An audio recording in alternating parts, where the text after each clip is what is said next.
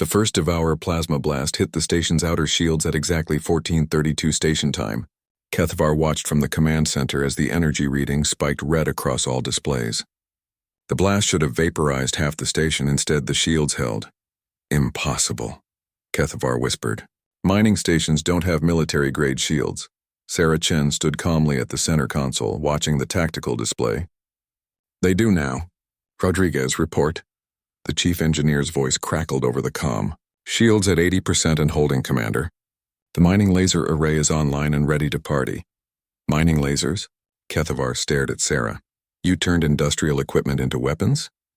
We've had 6 months to prepare, Sarah said without taking her eyes off the screen. Amazing what bored humans can do with spare time and heavy machinery.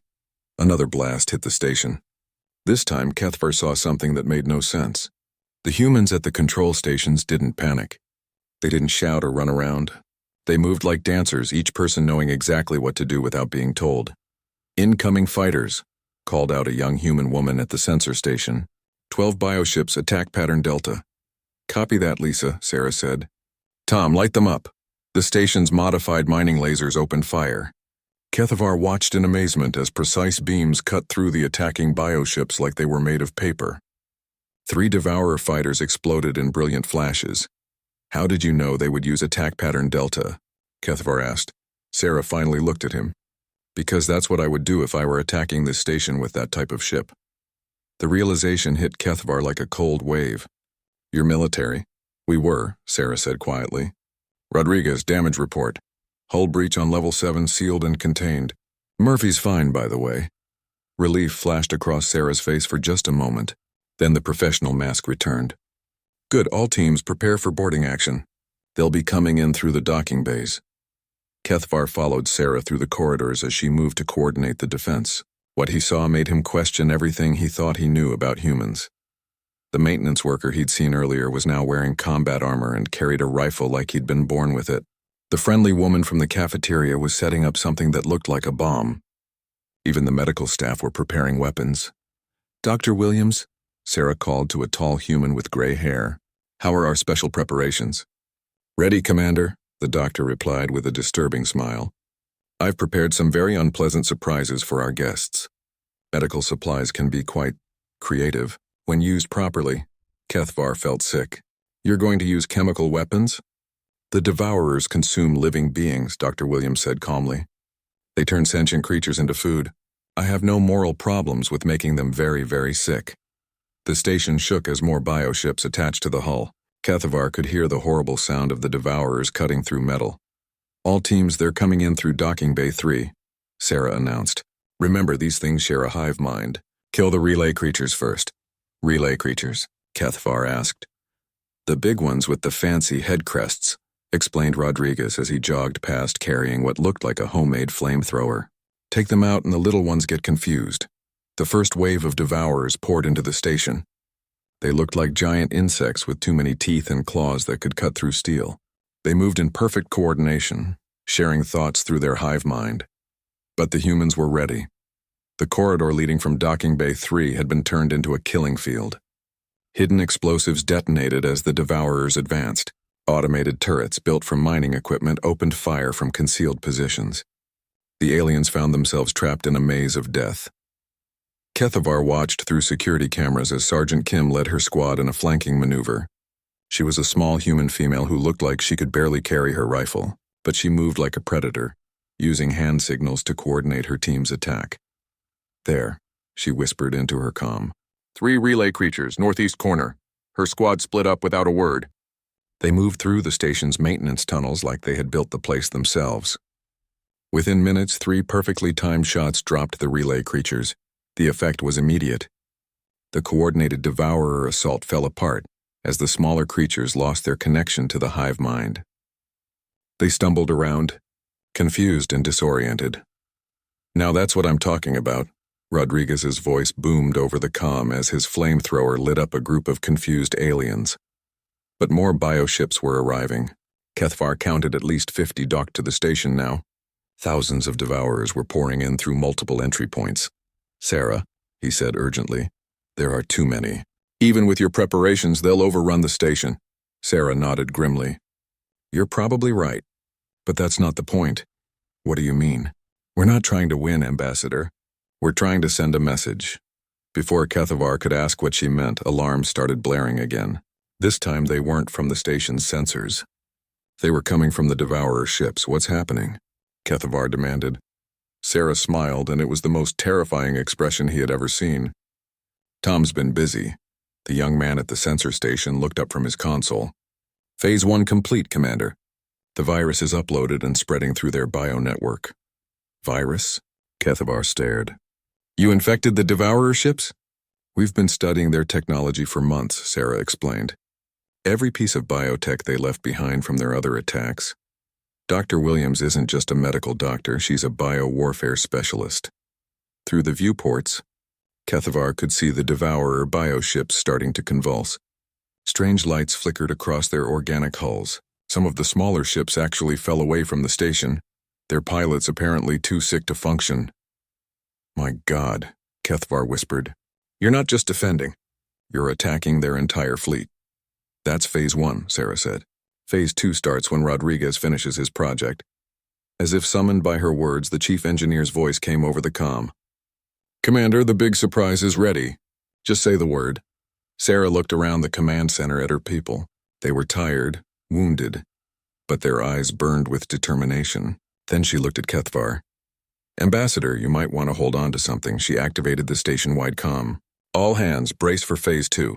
Rodriguez lighted up. The entire station suddenly lurched.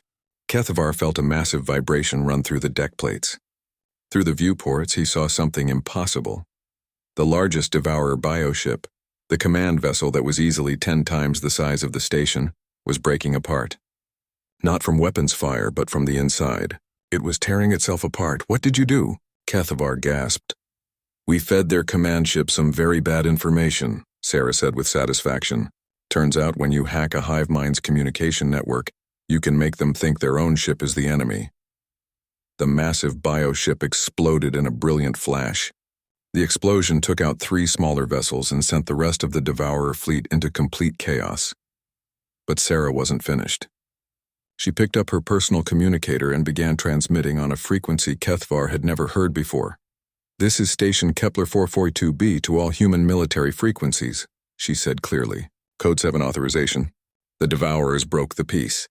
Kethavar felt his blood turn to ice. What is Code 7? Sarah looked at him with those calm, dangerous eyes. Something we hoped we'd never have to use again. Across the galaxy, every human military installation received the same message. And for the first time in centuries, humanity remembered why other species had once feared them. The real war was about to begin. Ambassador Kethavar stepped off his shuttle and looked around the mining station with 6 of his 4 eyes. The place looked ordinary, too ordinary. Metal walls covered with rust, old machinery that made strange noises, human workers in dirty clothes walking around like they owned the place. The Zilani diplomat adjusted his ceremonial robes and tried not to show his disappointment. This was supposed to be an important meeting. The humans had found rare crystals on this planet, and the Zilani consortium wanted them, but this station looked like a junkyard. Ambassador Kethavar? A human female approached him. She was tall for her species, with short brown hair and calm eyes. I'm Commander Sarah Chen. Welcome to Station Kepler 442b. Kethavar nodded his elongated head. Commander, I trust we can complete these negotiations quickly. My people value efficiency. Sarah smiled. It was a strange expression that showed her white teeth. Humans did this when they were happy, Kethavar had learned. Of course. But first let me show you around. You should see what you're getting into business with. They walked through the station corridors. Humans nodded at their commander as she passed. Some were fixing pipes. Others were carrying heavy boxes. A few were just sitting around talking and laughing. Kethavar noticed something odd. They all looked at Sarah with respect, but also like she was their friend. How many workers do you have here? Kethavar asked. About 200, Sarah replied. Miners, engineers, security, medical staff. We're a complete operation. They passed a group of humans gathered around a small furry creature with 4 legs. It had brown and white fur and was wagging its tail. The humans were petting it and making happy sounds. What is that animal? Kethavar asked. That's Murphy, Sarah said, her voice getting warmer. He's our station dog. Helps with morale and search and rescue operations. Kethvar stared. You keep an animal for emotional support? Murphy's family, said a large human male with dark skin and a beard. He wore an engineer's uniform. Name's Rodriguez, chief engineer. And Murphy here has saved more lives than most of our equipment. The diplomat felt confused. His people were logical. They didn't keep animals for feelings. They certainly didn't call them family. Sarah led him to the command center. It was bigger than Kethvar expected, with multiple screens showing different parts of the station and the planet's surface. Several humans sat at control panels monitoring everything. Impressive setup for a mining operation, Kethvar observed. We take safety seriously, Sarah said. Space is dangerous. Pirates, equipment failures, solar storms. You have to be ready for anything. They moved to Sarah's office. It was simple but clean. Pictures of humans hung on the walls, some in military uniforms, others in casual clothes. A small plant grew in a pot on her desk. Now, about the mining rights, Kethvar began, pulling out his datapad. The consortium is prepared to offer favorable terms for exclusive access to the crystal deposits. Sarah leaned back in her chair. Exclusive access? That's a big ask, Ambassador. These crystals are valuable, but this planet is our home now. We've built something here. Home? Kethvar tilted his head. This is a temporary mining operation. Surely you understand that resources run out and then you move on. Maybe that's how your people do things, Sarah said quietly. But humans, we're different. When we plant roots somewhere, we tend to stay.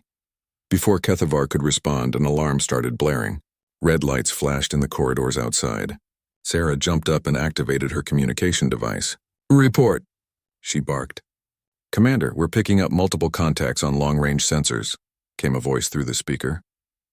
Large ships moving fast. ETA approximately 6 hours. Sarah's face went pale.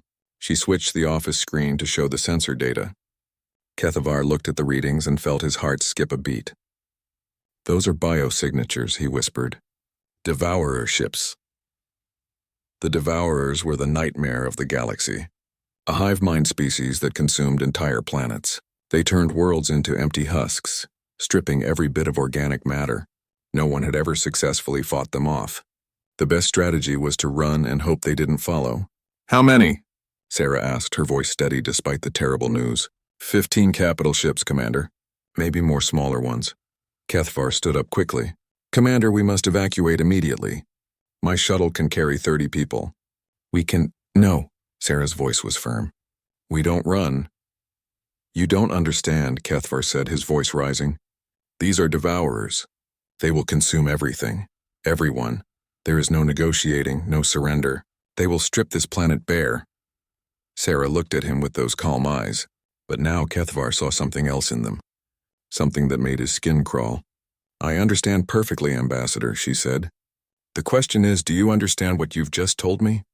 She activated the station-wide communication system. Her voice echoed through every corridor. All hands, this is the commander. We have incoming devourers, ETA 6 hours. You know what that means, and there was a pause. Then she continued. We've built something good here. We've made a home. We've got family to protect. She looked at Kethvar as she spoke the next words. Today we find out what happens when someone tries to take that away from us. Kethvar watched through the office window as the station transformed. Humans moved with sudden purpose. The casual friendly workers disappeared. In their place were people with hard eyes and quick movements. They carried tools like weapons. They spoke in short, clipped sentences. Commander, Rodriguez's voice came through the speaker. All departments reporting ready. Defensive positions manned. Murphy's been moved to the safe room. Good, Sarah replied. Time to show our guests what human hospitality looks like. Kethvar stared at her. You're going to fight them? With mining equipment and 200 people? Sarah turned to face him. The smile was gone. What replaced it made Kethvar step backward. Ambassador, she said quietly, you're about to learn something about humans that most aliens never see. We're very good at making friends. We're peaceful by nature. We prefer to build things rather than destroy them. She walked to her window and looked out at her people preparing for war. But when someone threatens our family, our home, the things we love... She turned back to Kethvar, and he saw something in her eyes that he would remember for the rest of his very long life. We become something else entirely. Outside, the first Devourer scouts appeared on the sensors. The battle for Station Kepler 442b was about to begin, and Ambassador Kethavar was about to discover what happened when humanity stopped being nice. The explosion of the Devourer command ship should have ended the attack. Instead, it made the remaining aliens more desperate and vicious. They poured into the station like angry insects, no longer coordinated but driven by pure hunger and rage. Hull breaches on levels 4, 6, and 9, reported Lisa from her sensor station. They're coming in everywhere. Kethavar watched the tactical display with growing horror. Red dots representing Devourer forces were spreading through the station like a disease. There were thousands of them now and only 200 humans. "Commander," Dr. Williams called over the comm, her voice tight with worry. "We've got problems in medical." They broke through the main corridor. "Copy that, Doc. Hold position. Help is coming." Sarah turned to her remaining command staff. "Time to go mobile. Destroy the main computers and activate Protocol Echo." "Protocol Echo?" Kethavar asked as the humans began smashing their own equipment. "Guerrilla warfare," Sarah explained calmly. "If we can't hold the station as a fortress, we turn it into a hunting ground." The command center went dark as the humans destroyed the last console. Emergency lighting cast everything in red shadows. Sarah handed Kethavar a small device. "Translator and communicator," she said. "Stay with Sergeant Kim's squad. They'll keep you alive." Before Kethavar could protest, Sarah was gone, disappearing into the maintenance tunnels with half her remaining people. Sergeant Kim appeared beside him like a ghost. The small human woman moved so quietly that Kethavar's sensitive hearing hadn't detected her approach. "Come on, Ambassador," she whispered. "Time for you to see how humans really fight." They crawled through narrow maintenance shafts following passages that Kethavar hadn't even known existed. Kim's squad moved behind her in perfect silence. 4 humans who seemed to read each other's minds. "There," Kim whispered, pointing through a ventilation grate. Below them, a group of 20 Devourer warriors was searching the corridors, their claws clicking on the metal floor. They moved cautiously now, having learned that this station was full of traps. Kim made a series of hand signals. Her squad spread out through the ventilation system above the aliens. Kethavar watched in fascination as they prepared their attack without making a single sound. "Now," Kim breathed. The attack was over in seconds. Precise rifle shots from 4 different angles dropped the alien warriors before they could even scream. But Kim wasn't finished. She dropped down into the corridor and began doing something to the bodies that made Kethavar look away. "What are you doing?" he whispered when she climbed back up. "Psychological warfare," Kim replied, cleaning her knife. "The hive mind shares all sensory input. When other Devourers find these bodies, they'll see what we want them to see." They moved to another section of the station. This time they found a larger group of aliens, maybe 40 of them, trying to break into the reactor core. Kim studied the situation for a long moment. Then she smiled in a way that reminded Kethavar of Sarah's terrifying expression. "Rodriguez," she whispered into her comm. "We need some industrial assistance on level 5. "Copy that, Sergeant. Give me 2 minutes." Exactly 2 minutes later, the corridor where the Devourers were standing filled with superheated steam from the mining operations geothermal system. The aliens died screaming. "How did you coordinate that so precisely?" Kethavar asked. "Rodriguez and I served together for 12 years, Kim explained. "We don't need long conversations." They continued moving through the station, and Kethavar began to understand what he was witnessing. The humans weren't just fighting. They were conducting a symphony of destruction. Every trap, every attack, every movement was part of a larger plan that they all seemed to understand instinctively. In the hydroponics lab, Dr. Williams had created a poison gas from plant extracts that made the Devourers' breathing organs shut down. In the machine shop, Rodriguez's team had rigged industrial equipment to electrify entire sections of the station. Even the maintenance robots had been turned into mobile bombs. But it was the humans' loyalty to each other that truly amazed Kethavar. When Private Martinez was wounded by a Devourer's claws, his squadmates didn't abandon him. Instead, they became more dangerous, fighting with a fury that scared even Kethavar. "Why?" he asked Kim as they watched Martinez's squad tear through a group of aliens with nothing but knives and tools. "Why do you fight so hard for each other?" Kim looked at him with surprise. "They're family. What else would we do? But logically, you should retreat when someone is wounded. Save the majority. Logic? Kim almost laughed. Ambassador, humans don't run when family is in trouble. We run toward the trouble. They found Sarah's group in the engineering section, where they had turned the main power plant into a fortress. The humans had created overlapping fields of fire using improvised weapons. Bodies of dead devourers filled the corridors like a gruesome carpet. Status report, Sarah called out when she saw Kim. Levels 4 and 6 are clear. Level 9 is still contested. Rodriguez sealed level 7 with that chemical cocktail. Good, casualties? Martinez is hurt but fighting. Thompson didn't make it. Sarah's face went hard. Thompson had a daughter on Earth. I know, Kim said quietly. I'll write the letter myself. Kethavar watched this exchange with growing confusion.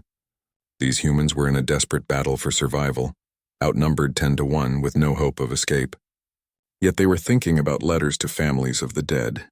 Commander, Tom's voice came over the comm. Long-range sensors are picking up more devourer ships, big ones, maybe 100 vessels. The command center fell silent. Even the humans looked shaken.